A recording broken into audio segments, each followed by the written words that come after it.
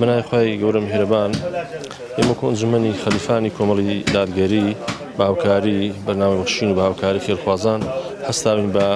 ئەنجامدانی سونەتی قوربانی لێرەوە دەستخۆشی لە خێرخوازان دەکەین کە ساڵانە هاوکارمانن خوای گەورە پاداشتیان داتەوە. پرۆژەکەشمان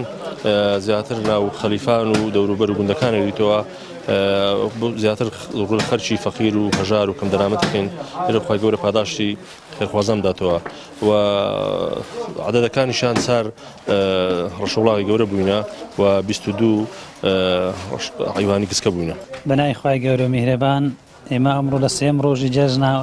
وەکو دەستگای خێرخوازی بەخشین و سنگەی خەلیفان هەستاین بە زیندووکردنەوەی سونەتی قوربانی لەژێر ئەو ئاەتەی خوای گەورە فەرمێ فەصەلی لڕەبیکە وەنهار ئەم ساڵیش وەکو نەریتی ساڵانی دەستگای خێرخوازی و بەخشین هەستا بە ئەنجامدانی پرۆژەی قوربانی. ئێمە وەکو نووسنگەی خەلیفان لای خۆمان